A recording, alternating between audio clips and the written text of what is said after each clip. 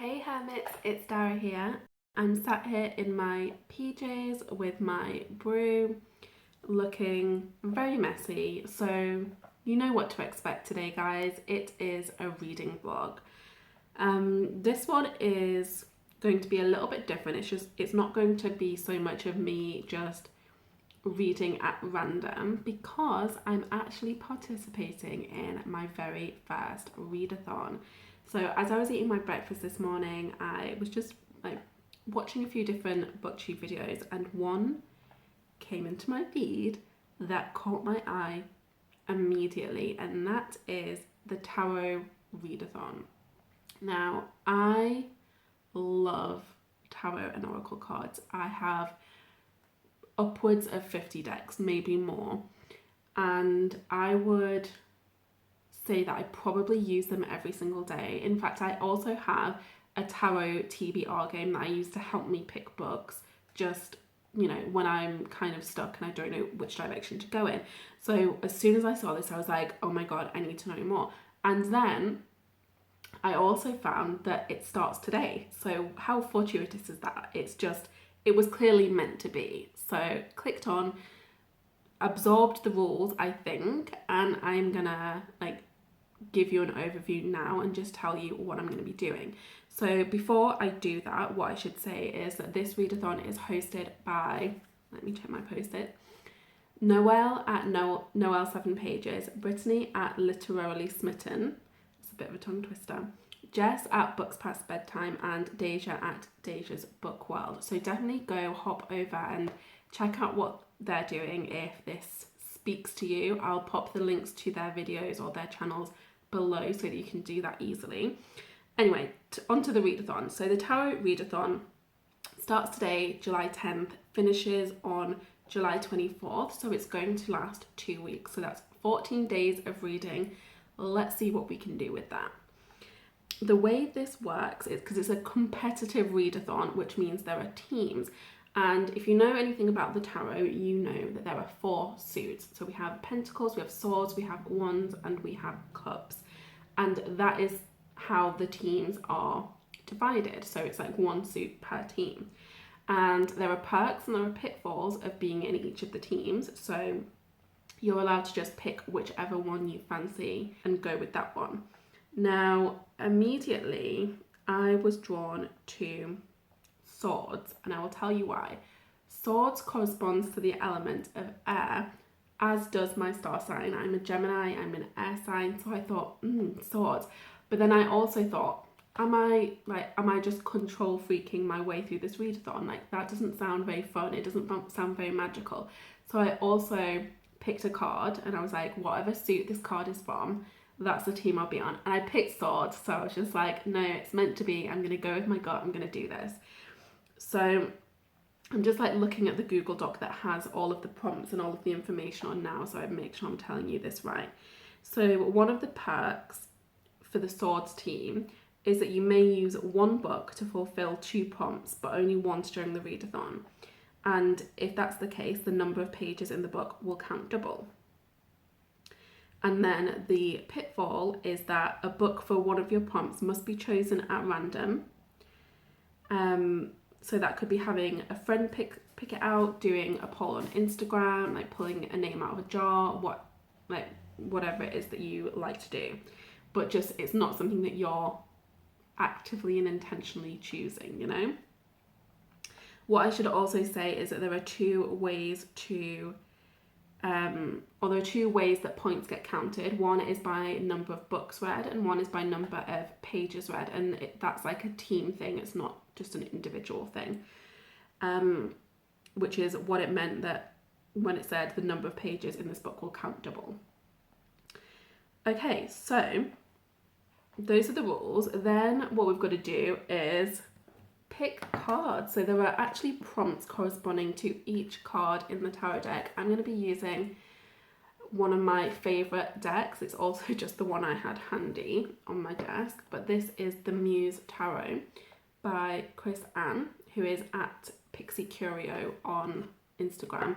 Her artwork is stunning. I mean, just look, like they're just gorgeous. Love them. Anyway, I could never be a QVC girl. Like, that was just clumsy. I'm gonna give them a little shuffle. But basically what we do is pick how many books you're gonna try and read over the next 14 days, and then you just pull that many cards. And then, like I said, each card has a prompt, and then I have to pick a book to read based on that prompt. Now, this might be challenging for me because I'm just not good at sticking with a TBR. I'm just not good at it. I actually filmed a TBR video at the end of June, so it was like my TBR for July. And we're 10 days in, and I have not even been tempted to pick up a single one of those books. I've read, I think, 4 or 5 books so far this month, and not a single one is from the TBR. Like, I'm just not even tempted. And that's happened before, even before I started filming videos. Like, I'd make a TBR for a month or for a year or for a quarter or whatever, even for a week, and then just not be interested. In fact, I'd start avoiding those books. So I'd be very curious to see how this goes and if the competitive element makes a difference, because I'm competitive. Like, I like to win things. So we'll see. Okay, so we've got 14 days. I do actually have to work in that time. So let's say 7. We're going to go for 7 books. So the first card is the Hierophant. Read in Own Voices LGBTQ plus book. Love it. Okay. Next we have the 9 of Emotions. So that is the 9 of Cups. Read a 5-star prediction. Next we have the Muse of Inspiration. This is the King of Wands. Read a book with the chosen one trope. Next we have the 7 of Voices. So this is the 7 of Swords. Read a book with a morally grey character or anti-hero. Next we have the 2 of Emotions, which is the 2 of Cups. Read a book with a healthy relationship. I don't know if I can do that. Okay, it's fine. We'll leave it there for now. Next we have the 4 of Emotions, so that's the 4 of Cups. Read a book that you've been meaning to read but haven't had the time to. And then last but not least we have the 3 of Voices, so that's the 3 of Swords. Read a book that you think will be a tearjerker. Oh, right. Here's the thing. I don't cry. I mean, I have cried with books before, but maybe twice. The last time being when I was 19, so that's over 10 years ago.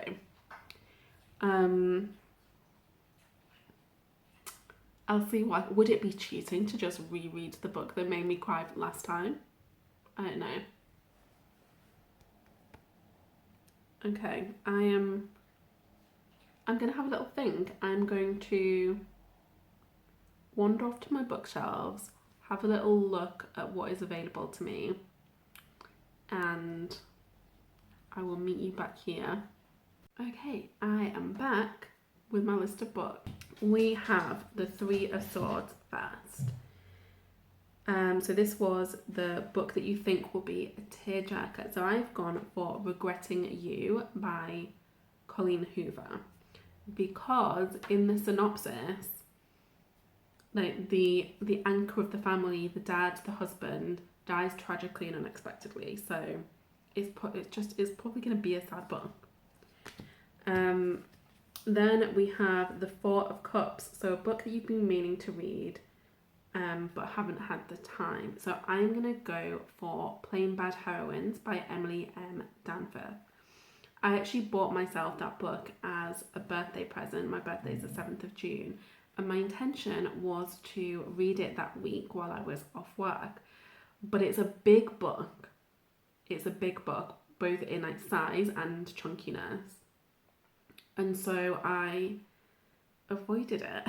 I don't know what my issue with big books is at the moment. Like, resistant to pick one up. I think it's because I'm so like far behind on my reading target for the year. So I feel like if I read shorter books, I'll get there quicker. But also it just seemed like a really big overwhelming read and a big time consuming read. So I'm saying that that's something that I've been meaning to read, but I've let the whole I don't have time thing be the thing that holds me back. So then we have the Two of Cups, which is a book with a healthy relationship. And because I'm doing the like swords team thing, I can have one book that straddles two prompts. And so again, I'm choosing Regretting You by Colleen Hoover. So according to the blurb of the book, this is about a very contentious relationship between a mother and a daughter. But the mother's relationship with her husband seems very like stable, very healthy, and the daughter's relationship with her father seems very stable and very healthy. So that guy seems to be the king of stable, healthy relationships, and he's in the book, so I'm counting it. Seven of Swords, a morally grey character. So I have opted for The Seven Husbands of Evelyn Hugo by Taylor Jenkins Reid. I have had the audiobook of this book for literal years. I've had it for years, since like right after it came out, because I loved the cover and I loved the synopsis, but I just haven't listened to it yet. And the reason that I've gone for this is, so if you don't know what it's about, where have you been? And I feel like everybody's always talking about it, but it's essentially an old lady is retelling her life story of like when she was trying to make it in Hollywood. So she's this famous actress and has all of these like dramatic, glamorous stories. But my understanding is that she's not necessarily 100% likable, because she was somewhat cutthroat, somewhat superficial, somewhat like dangerously ambitious. So I'm thinking she's probably going to be morally grey. We'll see. Then we have The King of Wands, and that was a book with the Chosen One trope. And this was tricky for me. Like, I couldn't get Buffy the Vampire Slayer out of my head when I was thinking The Chosen One. And in a very poorly thought out unhaul a few years ago, I actually donated all of my Buffy books, even though I hadn't read most of them. That was sad. Why did I do that? I mean, I know why I did it, because I was living with a boyfriend at the time who felt like I had too much stuff, and so I was trying to please him and like declutter loads of my belongings, which was dumb. You didn't need to know that information. Anyway, I won't be reading one of my Buffy novels, but what I will be reading is Girls of Paper and Fire by Natasha and Gang. I believe that's how it's pronounced. And from my understanding of the book, this is set in a fantastical world where every year this evil king picks 8 girls to join his harem. But this year there's a 9th, and it's our main character. And so she's been like chosen from her village, and it's very atypical for there to be a 9th girl. So I feel like there's like the chosen one vibe there. Then we have the 9 of Cups. So this is the 5-star prediction. And if you recall, being in the swords team means that I need somebody else to pick a book for me. So I'm going with The Kiss Quotient by Helen Huang. My friend Tara actually picked it for me. I couldn't decide what to read, so I sent her a screenshot of all of the books that I borrowed from the library, like the ebooks I borrowed, and she picked The Kiss Quotient. What I will say is that I have already started it, but I started it today, July 10th, so I feel like it still counts. So even though I hadn't yet decided to do this readathon, it's not like I started it before the readathon technically began. So I'm making the executive decision to allow it. So The Kiss Quotient by Helen Huang, like everybody that I've heard talk about it has been like 5-star, 5-star, 5-star. Obviously I've read a chunk of it already, and I'm thinking 5-star, 5-star, 5-star. So it's the perfect choice for this prompt. And then last but not least, we have The Hierophant, The Own Voices LGBTQ plus book. And I am going with The Black Flamingo by Dean Atta. I'm actually really excited to read this one because I know it's a little bit different. So it's written in verse, but it's like novel size. So I think it's going to be like just this beautiful lyrical experience. And I haven't read anything that like an unusual format like this in a while, so I think it's going to be a fun read. Anyway, that's my TBR for this readathon. Very excited to see if I actually start reading these books, because I mentioned like my relationship with TBRs is very, very complex.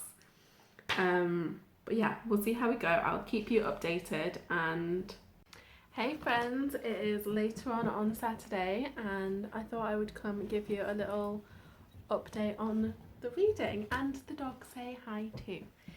So since we last spoke, it's only been a few hours, yet I have finished 2 books on my list. So The Kiss Quotient by Helen Huang, an absolute delight. I rated it 5 out of 5. It was just a delight to read. It was fun, it was easy. The characters were all really just enjoyable. You cared about them, they had depth, and yet there was still that lightness that makes something a really fun romance. I loved the representation. I loved that it was like Eleanor Oliphant, which is one of my favourite books, combined with Pretty Woman, which is one of my favourite films, with like a smidge of Crazy Rich Asians, which is another like fave book of mine. So really thoroughly enjoyed that one. Would recommend to anybody looking for a hot girl summer read, to be honest. Just wait. The second book that I finished is The Black Flamingo by Dean Atta. I mentioned when I was picking out my books that this one is written in verse, and it was exquisite.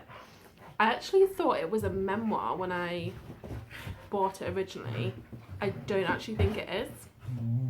I mean, it might be semi-autobiographical, I don't know, but it chronicled a boy's life from being born up until he's at university and exploring the world of drag. So it takes us very much from his birth, his family dynamic, through his time at school, his adolescence, coming out as gay, his friendship dynamics, how he relates to other people in his various schooling environments, and his family, because he's from like a I don't want to say broken home, that sounds right, but he has like different, so he's like half Greek and half Jamaican, and so those two family units are very separate.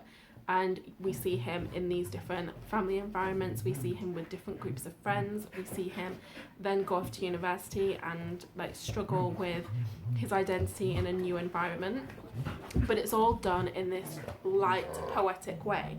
And when I say light, I don't mean fluffy, because he's talking about such deep topics, powerful topics, but he's doing it in such like a beautiful, accessible way. And I think it's because this collection of poetry, I say collection of poetry, it's not actually a collection of poetry, it's like one complete story just told in verse. I was kind of disappointed to discover that it was not in fact a memoir, just because I got so attached to the central character. I loved him, I loved his story, and I was kind of hoping it was real life. I was hoping it was true, but alas, he is fictional.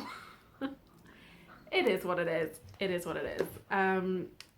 Again, really enjoyed it. If you're looking for something that is really quick to read, touches on such important topics in a really intersectional way, highly recommend, highly recommend. And now back to the other thing I wanted to talk about. So given that I have already read 2 out of the 6 books that I planned on reading for this readathon,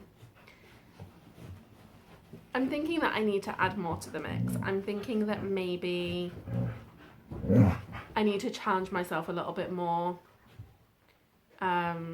push myself a little bit more, like, because I am competitive and I want to throw my all into this. So I have decided to double my list. So I'm going to pick 7 more cards, which means 7 more books.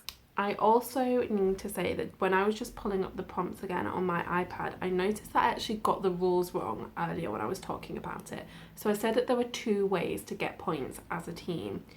And originally I thought it was like total number of books and then total number of pages. It's not that.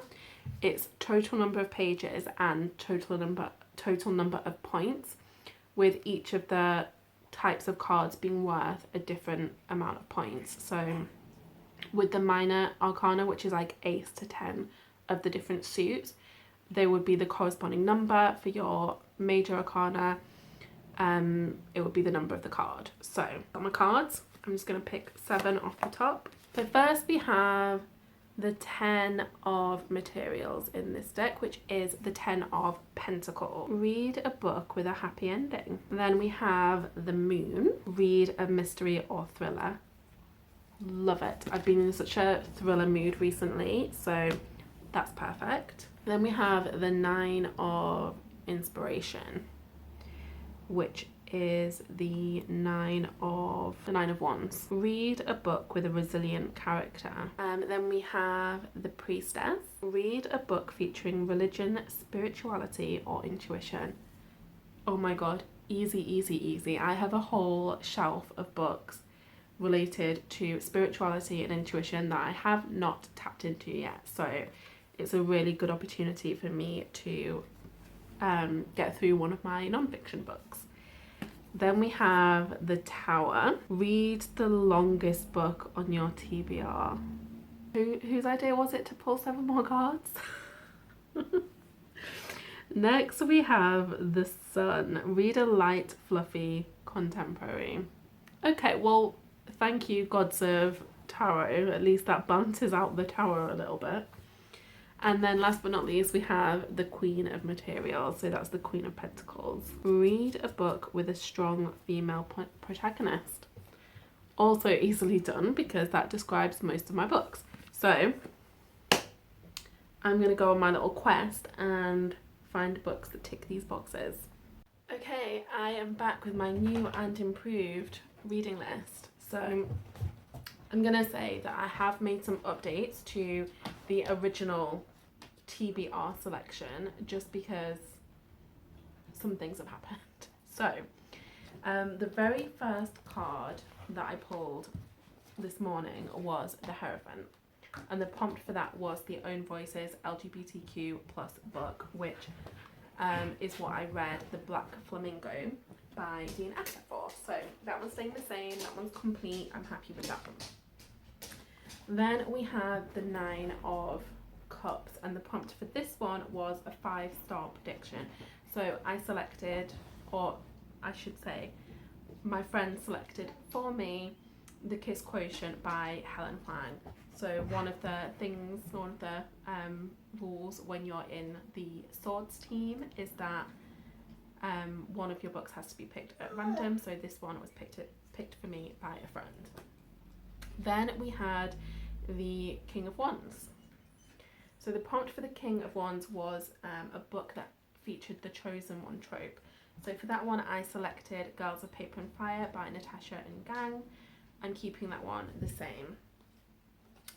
Next was 7 of Swords, a morally grey character. So for this one, I went with the 7 Husbands of Evelyn Hugo, which I am going to be listening to. I've got the audiobook of that. A dog has just like dramatically collapsed on top of my card's bed. Thanks, kid. Next we have the 2 of Cups, which was read a book featuring a healthy relationship. For this one, I have stuck with the same, but what are you eating? I don't even want to know what you're eating. The same book, which is Regretting You by Colleen Hoover. Then we had the 4 of Cups.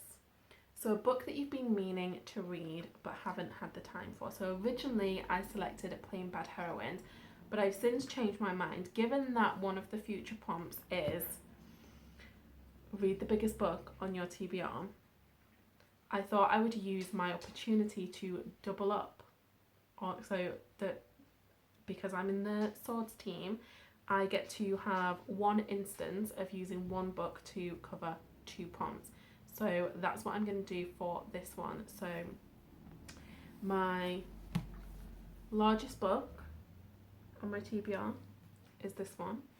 It is 828 pages and it's The Luminaries by Eleanor Catton. So I'm going to use it as the biggest book on my TBR prompt, and also the book that I've been meaning to read but haven't had the time for. Like I mentioned when I was talking about Plain Bad Heroines, I just resist the big books because I know that they're time consuming. So got that one to make my way through. Then we had the 3 of Swords. So this book is probably a tearjerker. So originally I was gonna use Regretting You Again by Colleen Hoover, but I've now changed what I'm using my like double up option with, because it's now The Luminaries. So I've decided that my probably a tearjerker book is going to be Between Sisters by Kristen Hanna.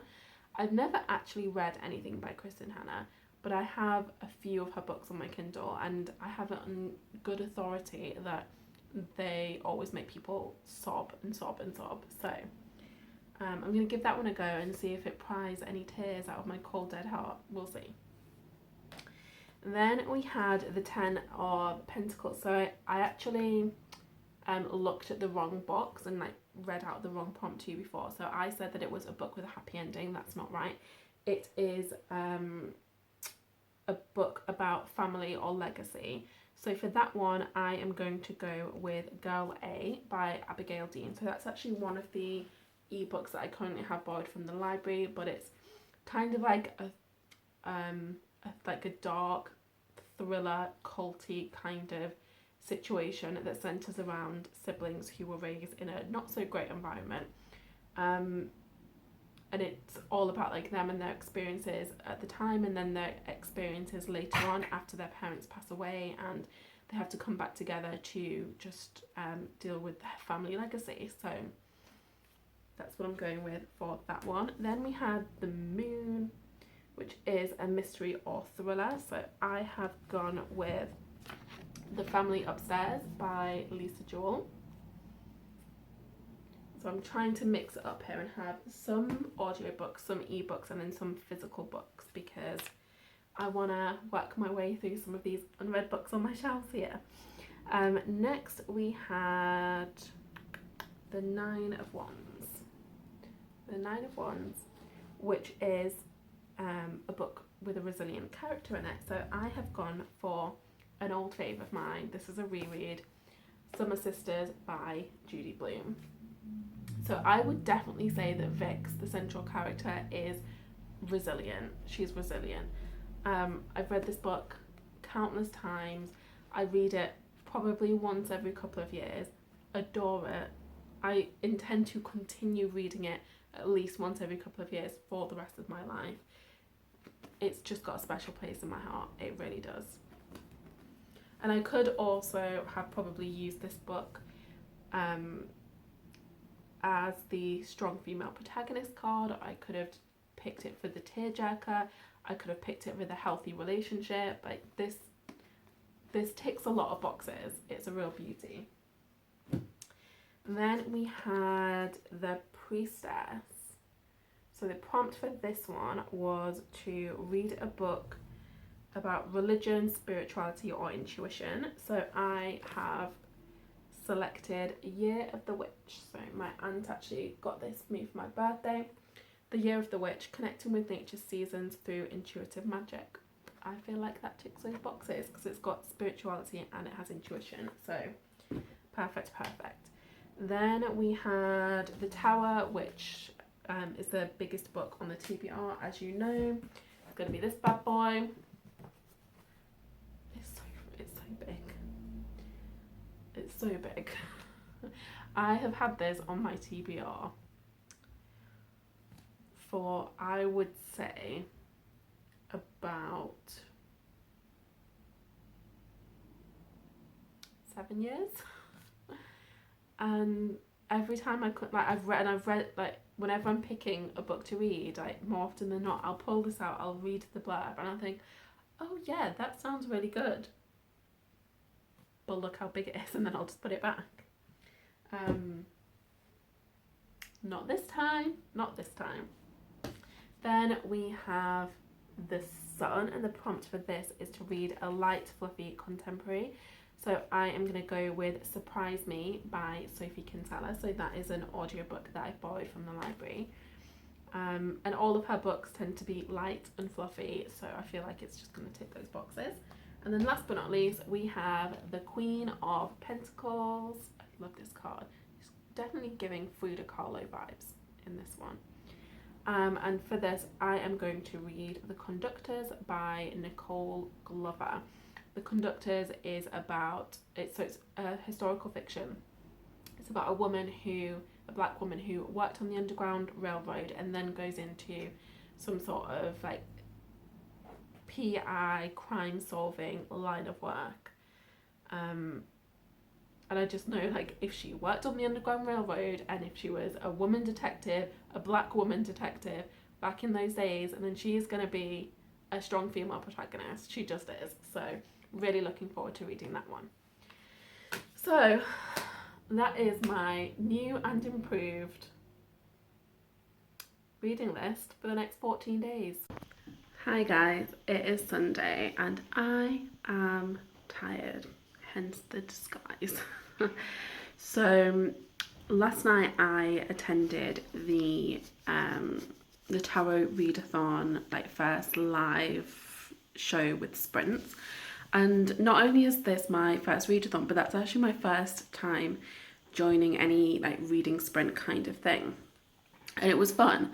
But because everyone is based in the US, it was so late for me. Like, it started at 1 a.m. And originally because I was just going to bed at that point, I'd been in bed a little while, and I was thinking, okay, like, I'll go and just like say hello and then leave. Like, I'm not gonna stay. But I got sucked in and I ended up staying on that live until like 4:30 a.m. And it was already like fully light outside when I went to bed, or when I went to sleep rather.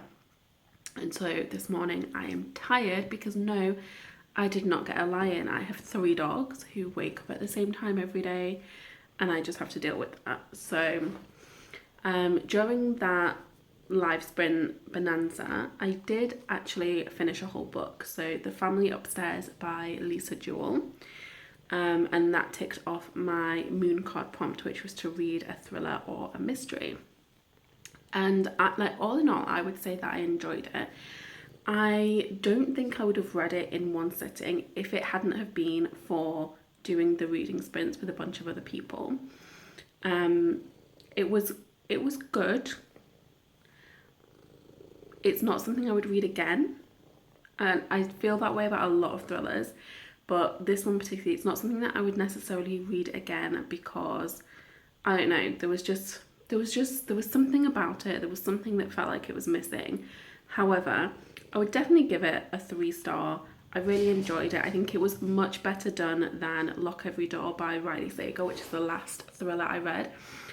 Because yeah, I had quite a lot of thoughts about that one, and one of which was, it's like, I don't know, 3/4 of the way through, the author was like, oh, I forgot to put a red herring in, quick, jam something in.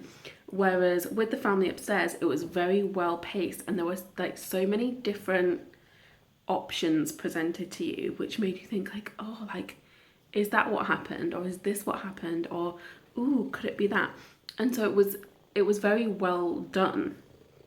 But I think there was just something, I think maybe it was a character issue, because there was only really one character that I genuinely liked and felt invested in. So yeah, I think that's the issue, to be honest, because the story itself, it was good and it was well paced and it was well written. Like, all of the elements of the thriller came together in a beautiful way, but I think it was just the fact that I didn't fully love and care about all of the characters who had like their own chapters, who had their own voice coming through. So that was what made it just a little bit lower of a ranking. But I do really like Lisa Jewell's writing. I think it's really accessible. I think she's a master of her craft. Like, she does it really well. So if you are looking for easy to read thrillers, then Lisa Jewell, yes. I have a couple more by her on my bookshelves that I haven't read yet, so I'm looking forward to getting to those at some point, but that point is not right now. Right now I'm in my face mask. I'm about to take a bath. Pure Clay Detox Mask by L'Oreal, in case you want to let me have an influencer moment. But this is me just trying to relax, given that I didn't have enough sleep, and also wake myself up. I'm probably not going to read in the bath because my brain is a bit boggled. I ended up reading 3 books yesterday, so I think I'm just going to watch some YouTube videos or watch something on Netflix, and then when I'm out, when I'm feeling refreshed, I will crack on with my day and with some reading. I haven't decided which book I'm going to move on to next, so I will come back and I'll let you know when that decision is made. But for now, I'm gonna go chill. Hey friends, I have got out of the bath, obviously. Had some lunch, been taking it easy, just trying to rest and recharge a little bit. But what I did do was some really terrifying maths. So I looked at all of the books that I had left to read from that crazy readathon TBR that I made. And in total, it's 3,438 pages, which works out at me needing to read 264 pages every single day. And while that is perfectly doable on a weekend day, on a day where I'm working, I have doubts about whether that is possible for me. And that doesn't count the 2 audiobooks. So the 2 audiobooks, which are The 7 Husbands of Evelyn Hugo and Surprise Me, total 23.5 hours. And like, I do listen to things on 1.25 speed, but even so, that's not going to shorten that length all that much, is it? So what I have decided to do is set myself a little target of reading a minimum of 100 pages each day. If I read more, great, but I want this to stay fun. I don't want it to be one of those things where I get all obsessed and it stops being delightful, because I want this to feel delightful. So my new target for myself is just a minimum of 100 pages every day. If I want to do more than that, it's completely fine. And there are days where I know I will definitely do more than that. But then there are days where I feel like 100 pages will feel like my maximum capacity. So that's that decided. I'm actually about to jump on a Zoom call with a friend, funnily enough, to do some tarot readings with each other. So I'm not going to be reading anything for the next couple of hours, but I think when I get back to it, I am going to make a start on 2 things. So I want to start an audiobook, because Sunday is my day where I usually do like some housework things. I like clean my desk, ready for work on Monday, all of that stuff. So I think I'll start listening to The 7 Husbands of Evelyn Hugo while I'm doing that. And then I'm also going to start reading Girls of Paper and Fire by Natasha and Gang. Hopefully I love it. I have this thing where I really want to love fantasy, but I'm not sure I do. Which probably makes me really uncool in the booktubeverse, but every time I read fantasy or consider reading fantasy, I'm just like, eh.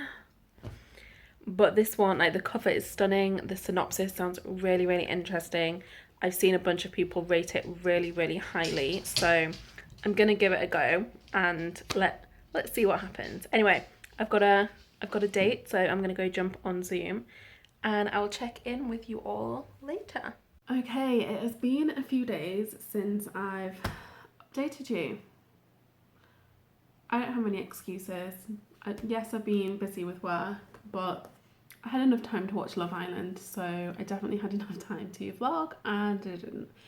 So, since I last chatted with you guys, which I think was Sunday, I started listening to the audiobook of The Seven Husbands of Evelyn Hugo while I was cleaning my home office and doing all of that fun stuff. And I'm a few chapters into that. I haven't listened to any since Sunday, but I'm a few chapters in, really enjoying it so far. Really love the style of the writing so far, really love the characters. What is a fun addition for me is, so I am a life and business coach. That's what I do for work. And one of the certifications that I have when I was doing my training is in NLP, which is neuro-linguistic programming. And I'm noticing a lot of the same perspectives and language used in the practice of NLP is what Evelyn Hugo, the character, uses. So I'm feeling like she's a very masterful NLP practitioner. So enjoying it so far, and I'm definitely keen to see how that kind of language device is continued to be used throughout the book. So definitely going to keep listening.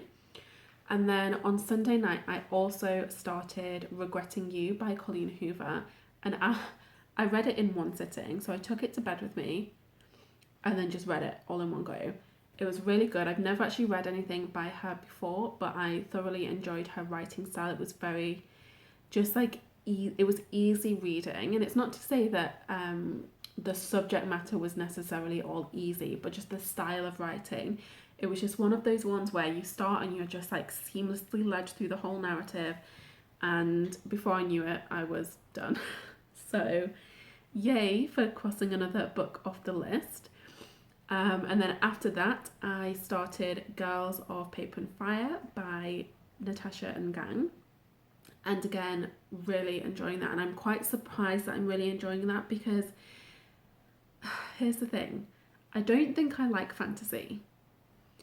And I really want to like fantasy, because I feel like so many booktubers talk about fantasy in such an awe-inspiring way. And it seems like such a bonding experience for a lot of people. And maybe it's just that I've read some not great fantasy, but whenever I start something that feels a bit epic and in a world completely removed from our own, I just get so bored.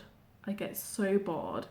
I feel like I have to think too much to remember what's going on, and I don't necessarily read to think all the time. Sometimes I read for escape, for relaxation, for just removing myself from having to think, because I think a lot just every day as part of my life. I'm an overthinker, and so part of it is that, and then part of it is that I often don't find it so compelling when there's a lot of world building that has to go into something. So if there are a lot of things that are done differently in a fantasy world compared to our world, I don't get so sucked into the narrative. I don't get so invested in the characters.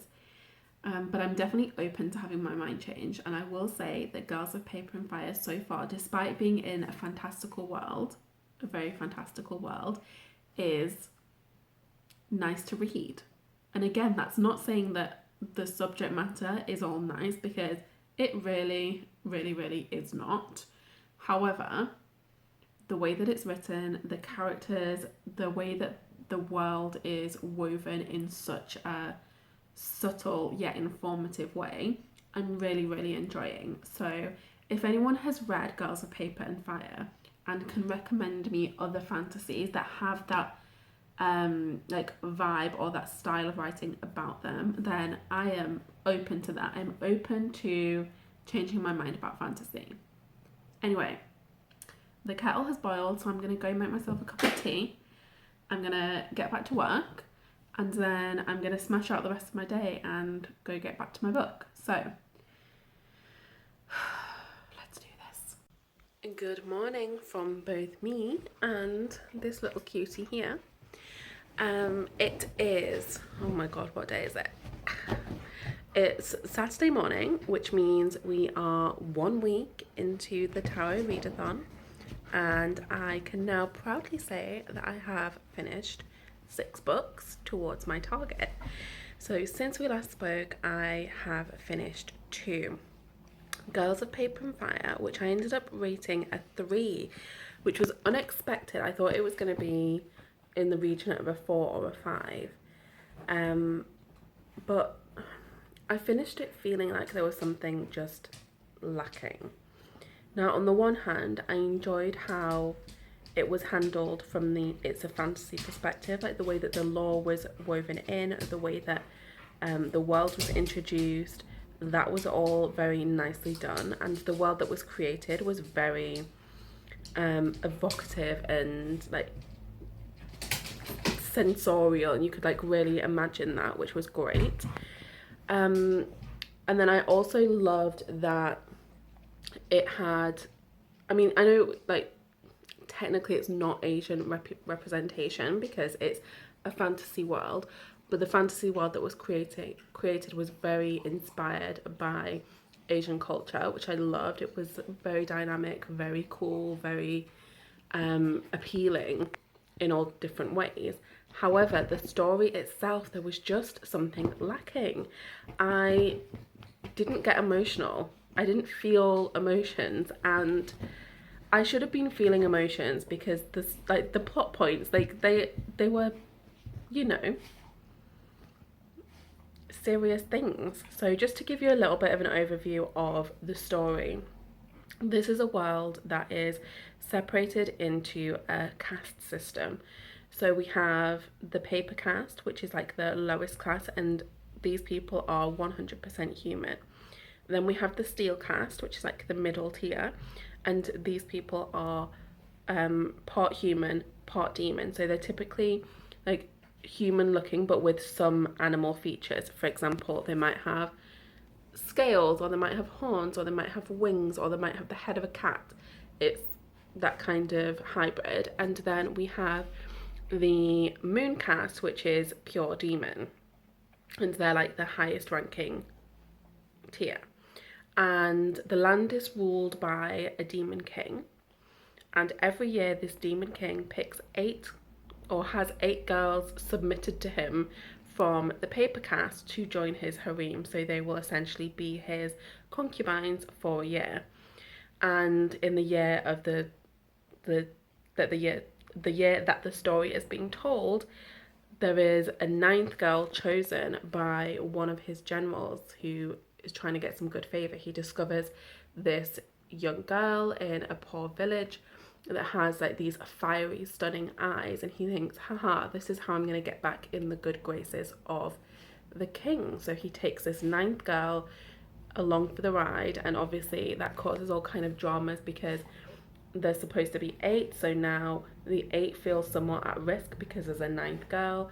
The people who like teach the girls how to be courtesans have their nose out of joint because they weren't involved in the selection process.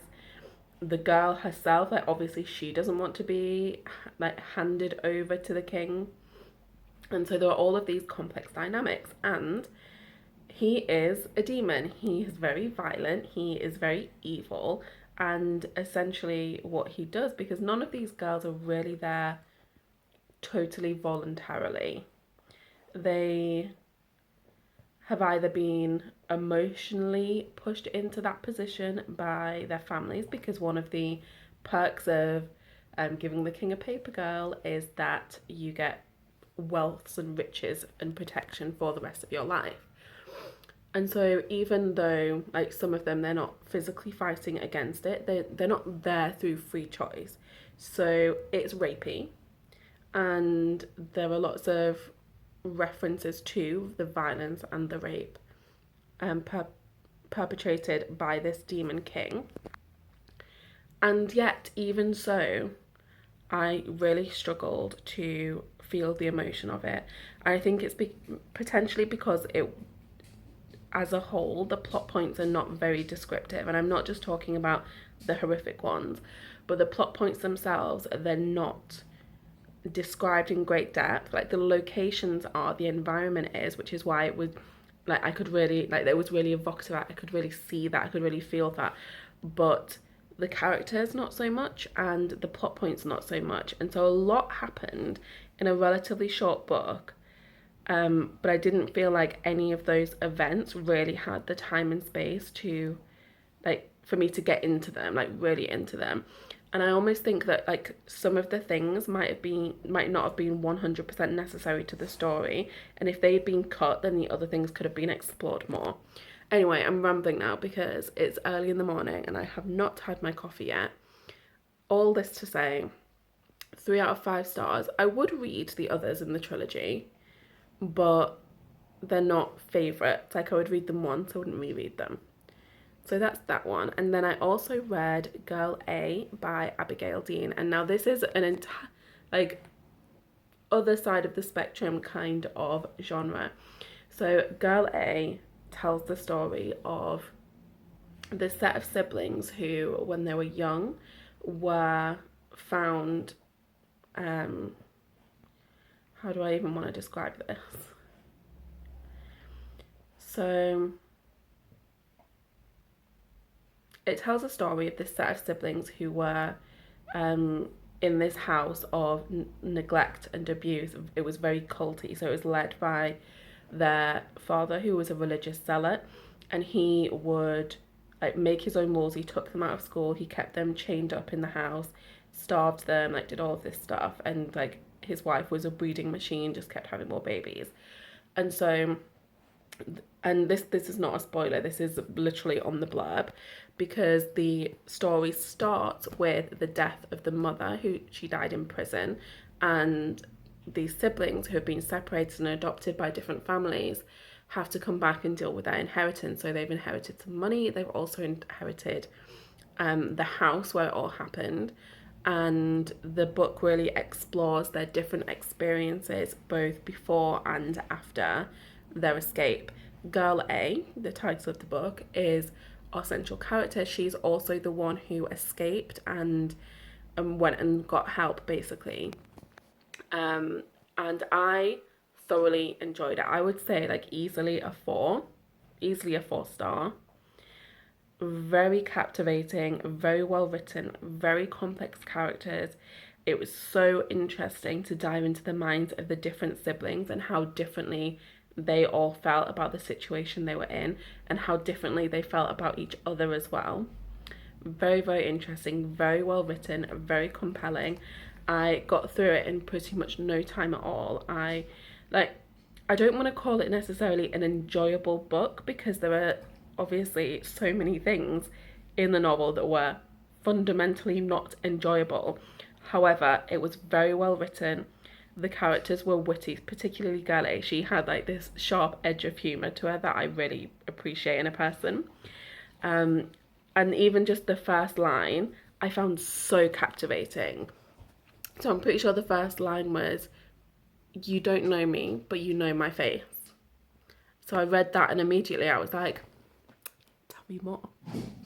So I would highly recommend, if you are, if you like thrillers, I wouldn't necessarily call it a thriller, but it's got that kind of vibe, because obviously with a thriller you don't know what's going to happen, and in this one, like, you don't know exactly how something's going to happen, but you do know that eventually they escape, so it doesn't have that same like tension that a typical thriller might have, but it's that kind of like dark, suspenseful vibe about it. And it's twisty. There are twists. We love a twist. So those are the 2 books that I've read since we last caught up, and I have made a little tweak to my target list.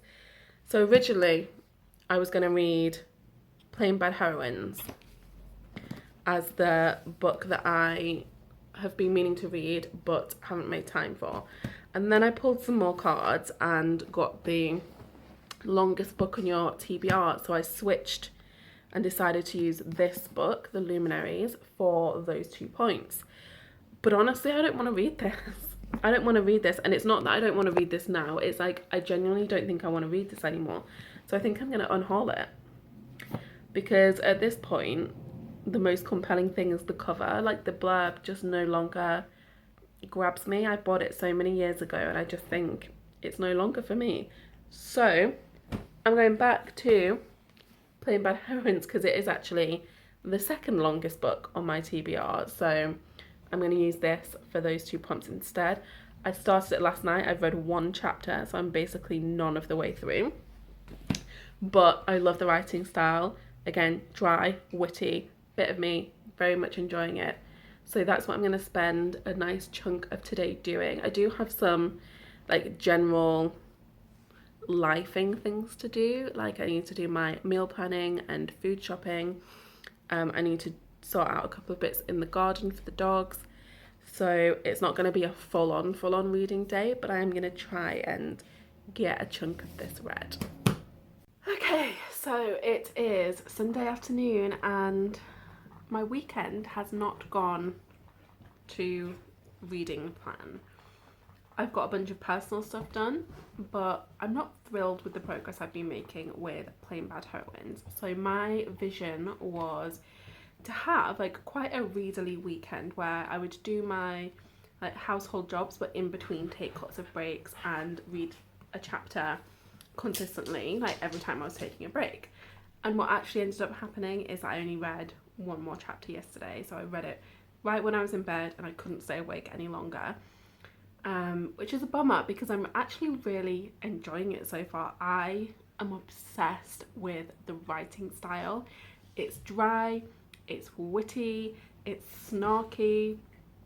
It ticks every single one of my boxes in terms of what I look for in a friend. So if Emily M. Danforth is recruiting for new besties, I'm available because I love it, love it, love it, love it. And that is only 50 pages in.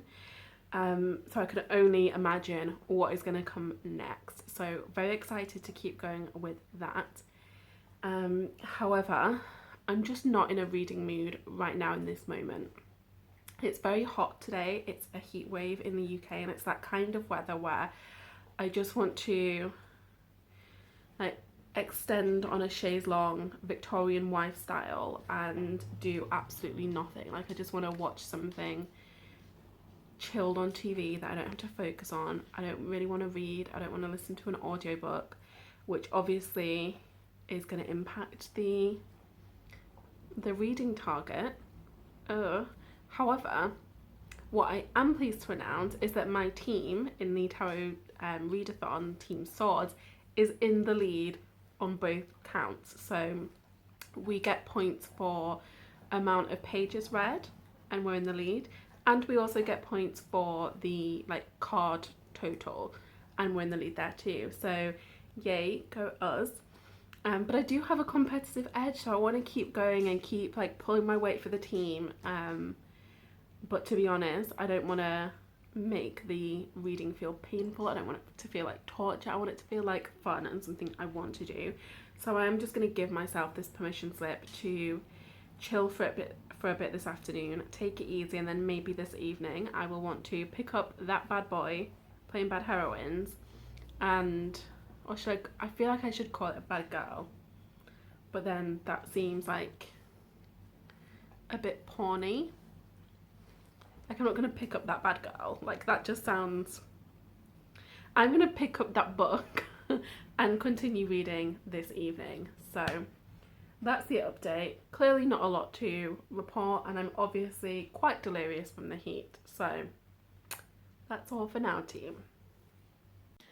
Hey friends, so it's actually been a couple of days. The readathon ended on Saturday night. It's now Monday, and I'm sorry I haven't updated you, but you know what? I was having tech dramas. My phone was saying storage was full, even though storage was not full, and so I couldn't film anything, but it's fine. I did finish another 3 books over the weekend, which I'm really pleased with.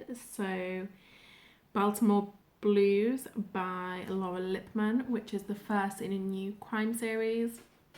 So the premise is that there's a former journalist, so she was let go when her newspaper went under, and she's sort of been bouncing from job to job ever since then, but then she is hired to almost like, I don't want to say spy, but spy on a friend of hers, girlfriend, who's acting a little bit shifty. and one thing leads to another, and the friend who hires her ends up being accused of murdering the boss of the girlfriend that she was spying on, largely due to something that she did. So the PI, not the girlfriend. And so she then gets hired by his lawyer to make amends and help with the case, and then ultimately I think she's going to decide that she wants to be a PI, but I think that is going to come later in another book, I'm assuming, because I know there are quite a few in this series, because a few of them are already living on my Kindle. But it was a fun read. It was a 3-star, I would say, because it was really enjoyable. But I have very high standards for crime fiction because it's probably my number one genre. So definitely recommend. Don't think I would read again, but would definitely read the rest of the series. So I liked that. And then I also finished Year of the Witch, which it's a non-fiction. So this is about like the wheel of the year and modern day witchcraft and ethical witchcraft, both in terms of environmentalism and inclusivity. I did like that spin on things. I only gave it a 2-star, and that's for a very specific reason. It's because my expectations were set higher due to a recommendation from somebody that I really love and respect. And she, the way that she sold it to me is that it's more about creating your own intuitive wheel of the year. So I thought the whole book was going to be about that, but actually it was only like the last chapter that was. So I felt very much like I was trying to like rush through and get to the good part, and that's not to say that the rest wasn't good, it just isn't what I was expecting. So I think if I'd have read it without having the expectation in place, then I would have enjoyed it more, but it is what it is. And then last but not least, I finished the audiobook of The 7 Husbands of Evelyn Hugo. Just like everybody else on YouTube, I thoroughly enjoyed it. I love Hollywood drama. I love like historical fiction, and like anything like golden agey as well just is delightful. What I would say is that I've seen a lot of people talk about this book at this point, and almost everybody talks about these massive twists that happened. And honestly, like, there is not one thing in that book that I didn't predict before it happened. So I don't even know what twists people were talking about, because people are very cagey when they talk about twists because they don't want to give spoilers, which I get. But yeah, so I'm just like curious, like what are the actual twists though? Because I mean, it was a beautifully written book. Really like loved the characters, even though they're all like somewhat morally grey, but I love that because that's human. The plot was great, just everything was really lovely. It made me have a tear once or twice, which is a big deal. I'm not a crier. I mean, like, they weren't necessarily running down my face, but there were tears in my eyes, so I'm going to count it. I would highly, highly recommend. I would give it probably, I want to say like 4.5 stars, not sure. Really enjoyed it, despite all the hype. I usually don't love hyped stuff, but it was a good one. So anyway, let's do a little recap of everything that I managed to read during this readathon, which lasted for 14 days. So I'm going to read you my list of books in order of cards pulled rather than in order of books read, because that's how I've got them written down. So first we have The Hierophant, so the prompt was an Own Voices LGBTQ plus book, and I read The Black Flamingo by Dean Atta. It was immaculate. Then we had The 9 of Cups, which was a 5-star prediction, The Kiss Quotient by Helen Huang, and it was in fact a 5-star. King of Wands, Chosen One trope, Girls of Paper and Fire by Natasha and Gang. I'm still not sure that I love fantasy, to be honest, but that's not the issue at hand today. 7 of Swords, Morally Grey Character, Baltimore Blues by Laura Lippmann. 2 of Cups, Healthy Relationship, Regretting You by Colleen Hoover. Four of Cups, have been meaning to read but haven't had time. Plain Bad Heroines by Emily M. Danforth.